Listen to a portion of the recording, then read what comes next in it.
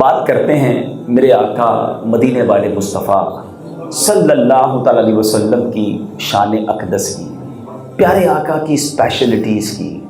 نبی پاک کو رب عز و جل نے ایسا باکمال بنایا کہ پھر اس جیسا کوئی اور نہیں بنایا، پیارے آقا جیسا دنیا میں کوئی اور نہیں ہے۔ اچھا پھر مزے کی بات یہ ہے، خوبصورت ترین بات یہ ہے کہ ایچ اینڈ ایوری اسپیکٹ پیارے آقا خوبصورتی میں بھی عرفہ و اعلیٰ ہے، نبی پاک کمالات اور معجزات میں بھی سب سے اعلیٰ ہے، اپنی عادتوں میں بھی نبی پاک جیسا اور کوئی نہیں ہے۔ یعنی زندگی کے ہر شعبے میں سب سے اول، سب سے اعلیٰ، سب سے بالا اگر کسی کو بنایا تو میرے رب نے اپنے حبیب کو بنایا۔ جبھی تو اعلیٰ حضرت لکھتے ہیں سب سے اولا و اعلیٰ ہمارا نبی، سب سے بالا و اعلیٰ ہمارا نبی، اپنے مولا کا پیارا ہمارا نبی، دونوں عالم کا دولہ ہمارا نبی۔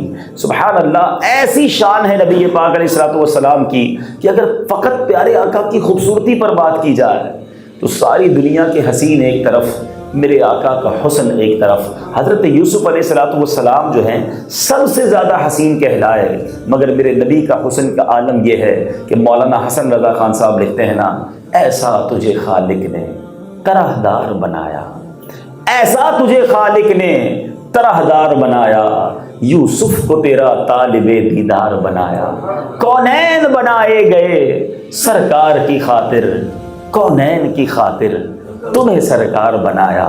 تو خوبصورتی میں بھی میرے آقا کا کوئی ثانی نہیں۔ آج میرے میٹھے اسلامی بھائیوں، نبی پاک کے ایک بہت خوبصورت وصف کی بات کرنی ہے، ایک بہت پیاری عادت کی بات کرنی ہے، اور اس سے مجھے اور آپ کو بھی سیکھنا ہے۔ لیکن میرے آقا عرفہ و اعلیٰ تو ہیں، ہم سب کا ایمان بھی ہے۔ ایک بار پیارے آقا علیہ الصلوۃ والسلام کی حضرت جبریل امین سے ملاقات ہوئی، موسٹ امپورٹنٹ، ذرا غور سے سنیے گا۔ جبریل امین کون ہیں؟ آپ فرشتوں کے بھی سردار ہیں، ٹھیک ہے؟ اچھا جبریل امین رہتے کہاں ہیں؟ سدرۃ المنتہا پر۔ وہ اعلیٰ حضرت کے شعر کے ذریعے سمجھتے ہیں۔ امام عشق و محبت لکھتے ہیں، یہی بولے سدرہ والے۔ کہاں رہتے ہیں جبریل امین؟ سدرۃ المنتہا پر۔ یہی بولے سدرہ والے، چمنے جہاں کے تھالے، سبھی میں نے چھان ڈالے، تیرے پائے کا نہ پایا، تجھے یک نے یک بنایا، آقا تجھے یک نے یک بنایا، اللہ واحد ہے، اور یا رسول اللہ آپ کو جیسا بنایا رب نے پھر کسی کو ایسا نہ بنایا۔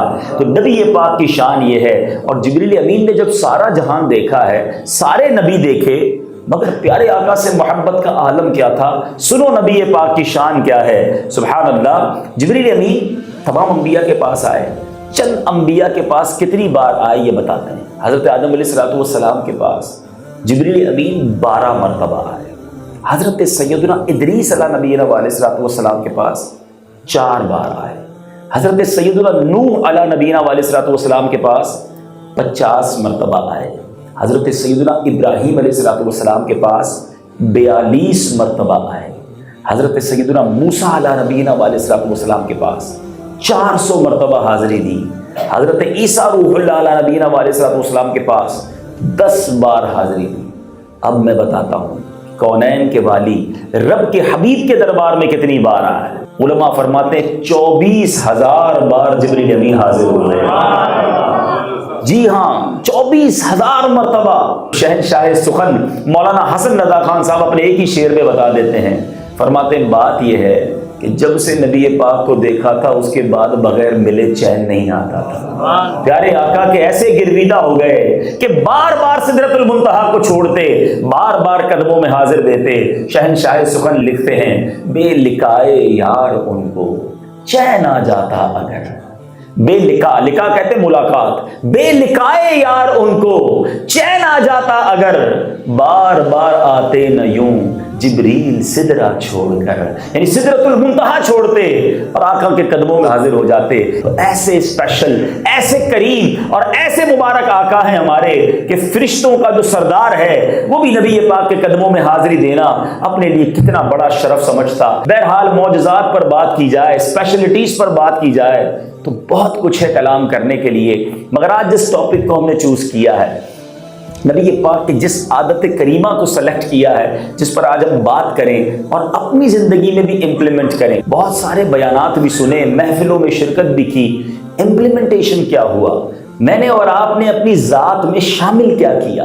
تو آج بات کرتے ہیں پیارے آقا علیہ الصلوۃ والسلام کی مبارک گفتگو کی، نبی پاک کی پیاری باتوں کی۔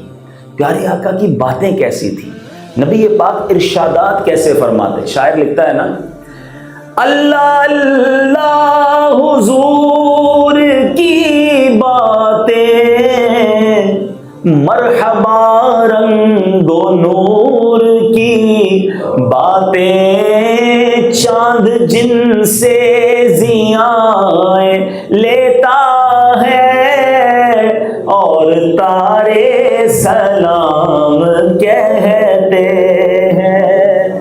وہ باتیں میرے آقا کے ارشادات۔ پہلے تھوڑا سمجھیے گا، جو سینیریو تھا نبی پاک جس دور میں تشریف لائے نا، وہ دور بڑا یونیک دور تھا۔ جہالت بھی عروج پر تھی، قتل و غارت گری بھی عروج پر تھی، بے حیائی، عیاشی، فحاشی، بچیوں کو زندہ دفن کر دیتے تھے، یہ بھی عروج پر تھا۔ لیکن سیکنڈ اینڈ پر وہاں پر انٹلیکچوئلز تھے، فصاحت تھی، بلاغت تھی، اپنی گفتگو پر بڑا ناز تھا، اس قوم کو اپنے بولنے پر بڑا ناز تھا۔ یعنی اس زمانے میں دو جنگیں ہوتی تھی، دو طرح کی، تلوار سے بھی لڑائی ہوتی تھی، الفاظ سے بھی لڑائی ہوتی تھی، اشعار لکھے جاتے تھے۔ اچھا، پیارے آقا علیہ الصلوۃ والسلام اس دور میں تشریف لائے اور ان فصحاء اور بلغاء بڑے بڑے انٹلیکچوئل سے بات کرنی تھی۔ آپ کو پتہ ہے ہمیں عجمی کہا جاتا ہے، عربی جو عربی نہیں ہوتے وہ کون ہے؟ ہم کون ہیں؟ عجمی۔ آپ کو پتہ ہے عجمی کے معنی کیا ہے؟ عجم کہتے ہیں گونگے کو، یعنی عربیوں کا یہ کہنا ہے کہ ہم ہی بول سکتے ہیں، عجمیوں کو تو بولنا ہی نہیں آتا، عربی ہی زبان والے ہیں۔ ان کو اپنی زبان پر اس قدر ناز تھا، اس لیے اہل عرب کی فصاحت پر دنیا حیران تھی۔ نبی پاک اس دور میں تشریف لائے، اب پیارے آقا نے کلام کرنا شروع کیا، رب نے وہ الفاظ عطا کیے، وہ فصاحت عطا کی، وہ خوبصورتی عطا کی کہ حیران ہو گئے سننے والے۔ امام عشق و محبت اعلیٰ حضرت انہی پیارے الفاظ کے بارے میں لکھتے ہیں نا، لکھتے ہیں میں نثار تیرے کلام پر، ملی یوں تو کس کو زبان نہیں، بہت سو کے پاس زبان ہے، مگر آقا آپ کی باتوں کی بات یہ ہے کہ میں نثار تیرے کلام پر، ملی یوں تو کس کو زبان نہیں، وہ سخن ہے جس میں سخن نہ ہو، وہ بیان ہے جس کا بیان نہیں، تیرے آگے یوں ہیں دبے لچے فصحاء عرب کے بڑے بڑے۔ جب یہ انٹلیکچوئل بیٹھتے اور نبی پاک بات کرتے، ہمیں کہا جاتا ہے عجم گونگا ہونا، ارے اس زمانے کے فصیح و بلیغ گونگے ہو جاتے۔ اعلیٰ حضرت فرماتے تیرے آگے یوں ہیں دبے لچے فصحاء عرب کے بڑے بڑے، کوئی جانے منہ میں زباں نہیں، نہیں بلکہ جسم میں جان نہیں۔ یہ میرے آقا کے کلام کی تاثیر ہوا کرتی۔ اب آؤ میں بتاتا ہوں پیارے آقا گفتگو کیسے فرماتے۔ بی بی عائشہ صدیقہ رضی اللہ تعالی عنہا فرماتی ہیں، آپ فرماتی ہیں کہ نبی پاک گفتگو کیسے فرماتے؟ آقا علیہ الصلوۃ والسلام لگاتار گفتگو نہیں فرماتے جس طرح تم بولتے جاتے ہو۔ صحابی کو بی بی عائشہ فرماتی تم جس طرح لگاتار گفتگو کرتے ہو، پیارے آقا اس طرح گفتگو نہیں فرمایا کرتے، بلکہ ٹھہر ٹھہر کر گفتگو فرمایا کرتے۔